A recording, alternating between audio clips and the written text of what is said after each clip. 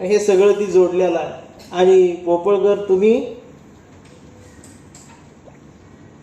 घरी गेल्यानंतर त्याच खुर्चीवरती बसून ही कांबळे त्यावेळेला लिहिली गेलेली आहे. त्यात नंतर थोडा थोडा बदल होत गेलेला आहे. कविता आहे आमचा कांबळे, की आमचा कांबळे लय हुशार, कधीच नाही रडला, नुसताच कांदला.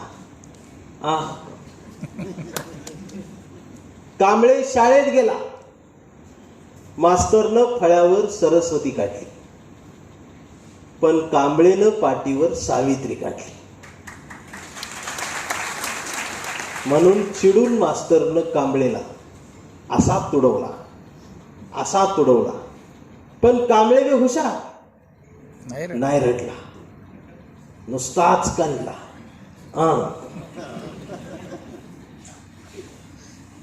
कांबळे वयात आला, विशीत आला, मिशीत आला, गुलाबी झाला आणि तिच्या प्रेमात पडला. मग गार्डन मध्ये बसल्यावर एकदा तिनं विचारली त्याची जात. कांबळे म्हणाला, वेडे मी माणूस, माणूस माझी जात, प्रेमात कसली आली जात. मग तिनं बी कोपऱ्यात घेऊन कांबळेला असा तुडवला, असा तुडवला, पण कांबळे बी हुशार, नाही रडला, नुसताच काढला. कांबळेचं लग्न ठरलं. घरचे म्हणाले मुहूर्त पहा. कांबळे म्हणला पटत नाही, फुले वाचा. नातेवाईक म्हणले सत्यनारायण. कांबळे म्हणला जमत नाही, बाबासाहेब वाचा. मग भावकी म्हणली जागरण कोणतं, बोकड तरी का. कांबळे म्हणला पटतच नाही, गाडगे बाबा वाचा, प्राणी मात्रावर दया करा. मग घरच्यांनीच धार लावलं कांबळेला, बोकड शिजवून असा तुडवला, असा तुडवला, पण कांबळे बी हुशार, नाही रडला, नुसताच कांदला. मग कांबळे जयंती महोत्सव समितीचा अध्यक्ष झाला. मीटिंग बसली, पोरं म्हणली डीजे. कांबळे म्हटला प्रबोधन. मग पोरांनीच कांबळेला डीजे लावून असा तुडवला, असा तुडवला, पण कांबळे हुशार, नाही रडला. त्यानं दंगलखार आणला, रविराज साबळे आणला, सभागृह घेतला आणि कार्यक्रम प्रबोधनानंच केला. दत्ताकोड पाटील आजच्या कवितेतलं त्यो काम, हे सगळे आयोजक त्या कवितेतले काम. मग कांबळे सामाजिक चळवळीचा, चळवळीचे सगळे गट तर दिसले, ह्यो गट त्यो गट, ह्याव गट त्याव गट. मग कांबळेला वाईट वाटलं. कांबळे सर्वांना म्हणला सगळ्यांनी एकत्रित या, भारतीय म्हणून एकत्रित या, शिवराय भीमराय समजून घ्या, एकत्रित या, एकत्रित या. कांबळे दिवसभर चौकात उभा राहून बोंबलत राहिला. मग संध्याकाळी सगळे वैतागून एकत्रित आले आणि एकत्रित येऊन आपल्याच कांबळेला, आपल्याच लोकांनी असा तुडवला, असा तुडवला, पण कांबळे बी हुशार, नाही रडला, नुसताच कांदला. कांबळेचा मुलगा आता मोठा झालाय झेंजीमध्ये. सगळीच झेंजी नीट आहे असं नाही, गबाळी बी आहे. म्हणजे ती अशी एकटक बघतच बसती नेमकं काय चाललंय. ती कमेंट करते ती ती आहे.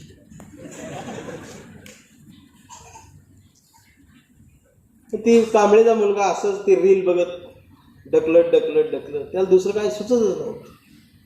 त्याने एकदा रील बघत बघत परवा कांबळेच्या मुलानं कांबळेला विचारलं, डॅडा फुले शाहू आंबेडकर कोण डॅडा, संविधान काय भानगड डॅडा, आणि छत्रपती शिवाजी महाराज खरंच जन्माला आले होते का डॅडा.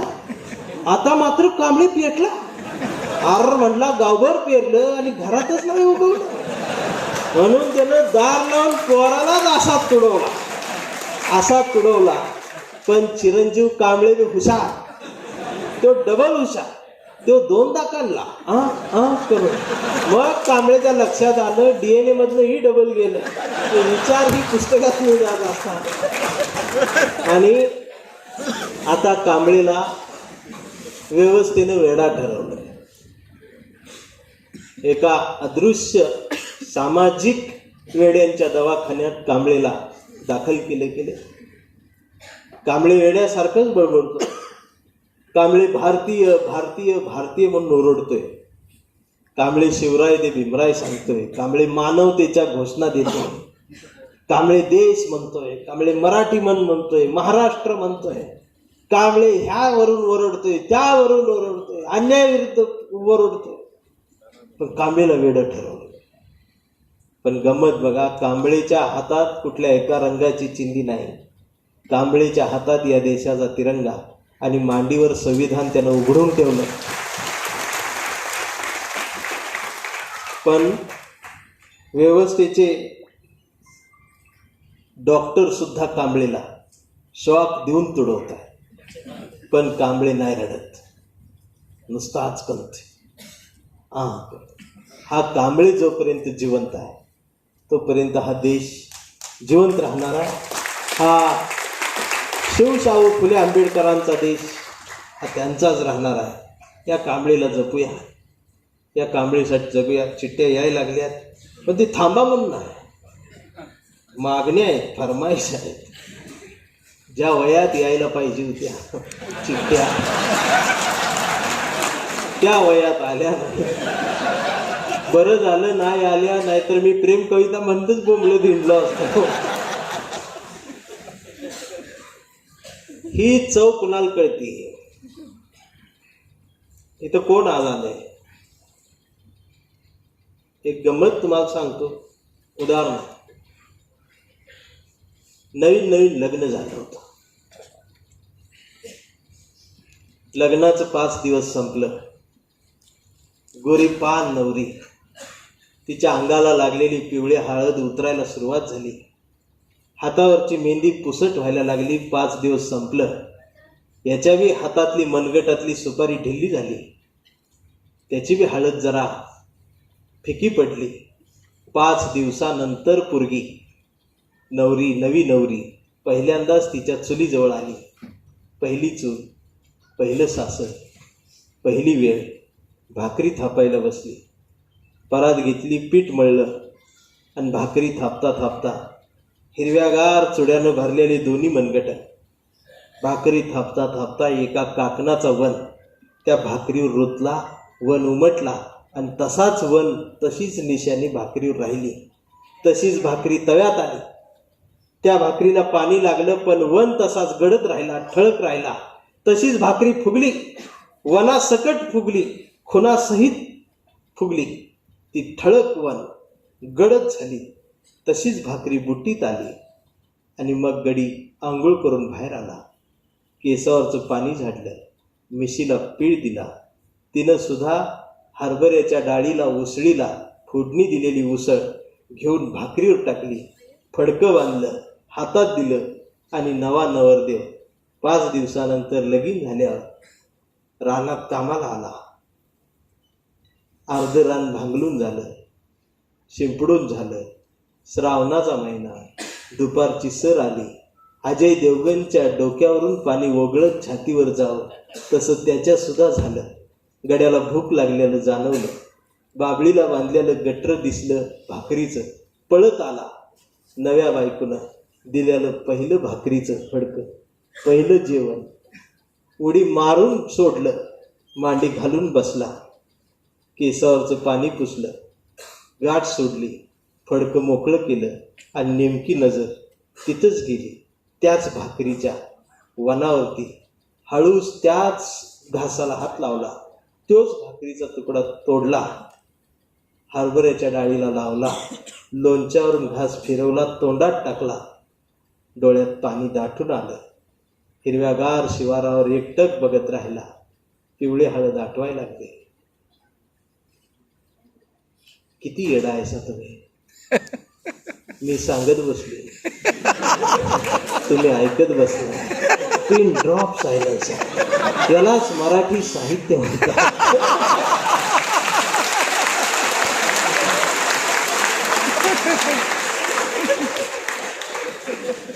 पण त्याला खरं तर हायजॅक करणं म्हणतात.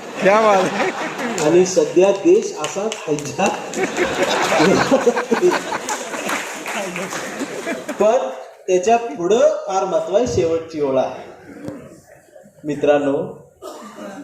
त्या काकणाचा उमटलेला वल, त्या भाकरीच्या घासाची चव, त्या घासातली लज्जत आणि त्या घासाची इज्जत ही त्या हिरव्यागार चुड्याच्या धन्यालाच कळत असते. इतरांना त्याचा अंदाज येत नाही. ती एक ओळ बोलायला एवढं रान हाणायला. सध्याची देशातली परिस्थिती तीच आहे. 5 वर्ष रान हाणत्यात आणि मग निवडणुका आल्यावर एकच आश्वासन देतात. आता 1,500ची योजना 2,500वर गेल्यावर तुम्ही आम्ही काय बोंबलाय. झटक्यात पलटी होती. 5 वर्षात सगळं गेलं. परत संघर्ष, परत मानधारती, परत नरड वाढते. ही सुधारणा केली. ते अवघड. ह्यांना बोलावं तर घोळक्याने येते.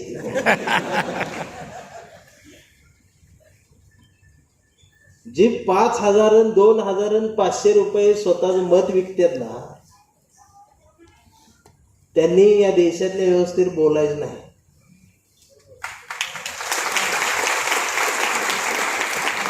आणि माझ्या कवितेवर तर अजिबात बोलायचं.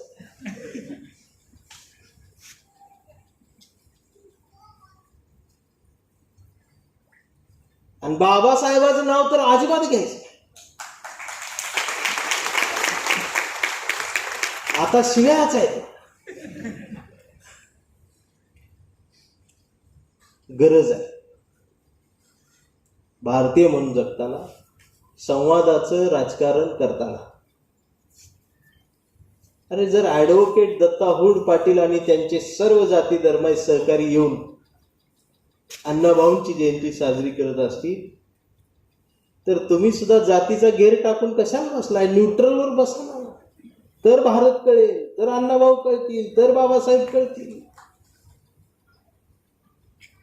आणि खरं सांगू का, कुणी कितीही पेटू दे. मी परवा बघितलेली घटना. आमच्या गावातलं पप्या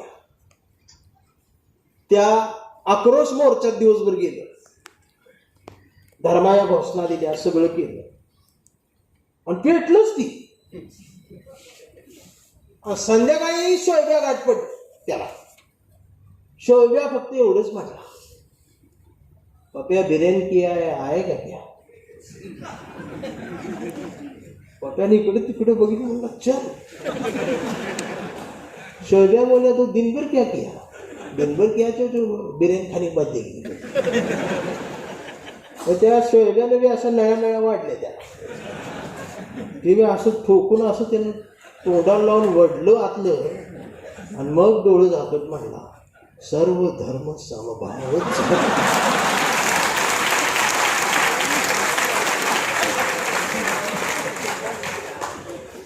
एवढा सोपा आहे भारत. का अवघड करून ठेवायला लागला.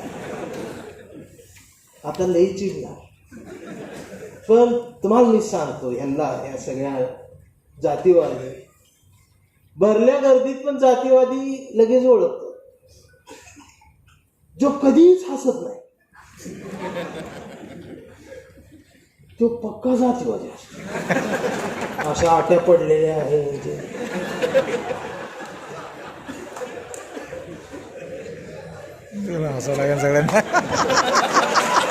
सगळे ते इमॅजिन केला असा बरोबर.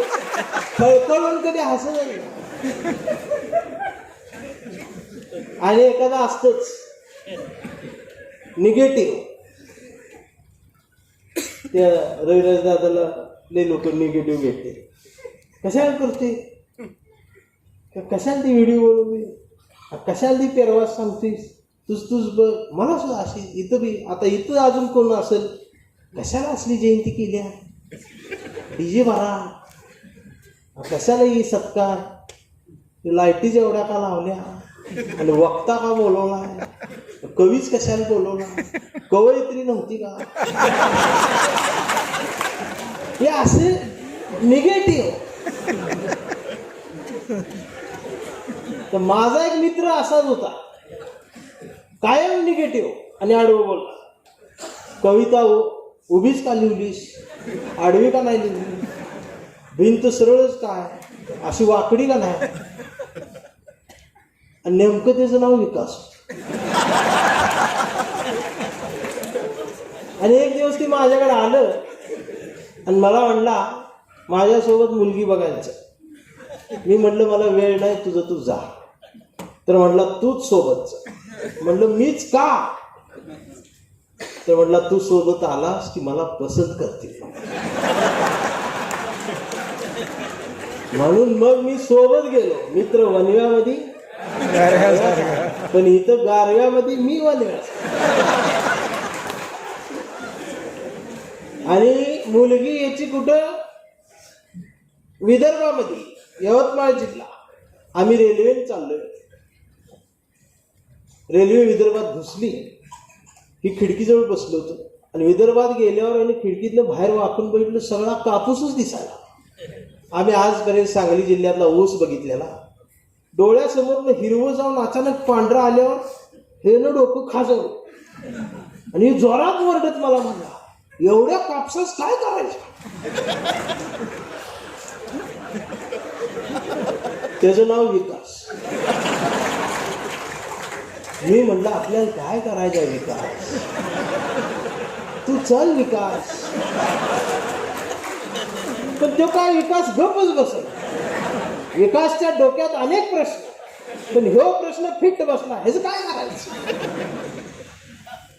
आम्ही त्या मुलीच्या घरी गेलो तर त्या मुलीच्या वडिलांना पण त्या रानातला सगळा कापूस आणून दारात ठेवला. तिथं एवढा कापूस बघून परत वरडत लावला, एवढ्या कापसाच काय करायचं. म्हटलं तू चल ना. आम्ही मुलगी बघायला बसलो. मुलगी समोर बसली आणि त्या मुलीचे चुलते आम्हाला म्हटले, मुलीला काही विचारायचं असेल तर विचारा. तर याने चौकटीतून बाहेर वाकून बघितलं. म्हणलं ती जाऊ दे, एवढ्या कापसास काय करायचं ते आधी सांगा.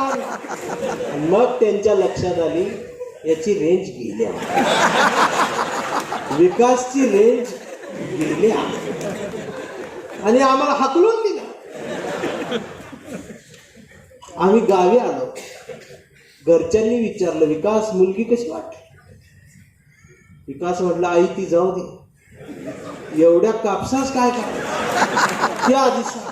आणि ती जोरात ओरडायला लागली. जोरात ओरडल्यामुळं त्याच्या मेंदूची एक नस चकोप झाली आणि ती कापसातच अडकली आणि ती येडं झालं. अक्षरशः बरेच उपचार झाले पण छान झालंच नाही. ती काय गाठ सुटलीच नाही. त्याची दाढी वाढली, केस वाढली आणि विकास बोंबले भेटायला. सगळी पोरं त्याला चिडवायची, कापसाच काय करायचं. ती अजून चिडायची.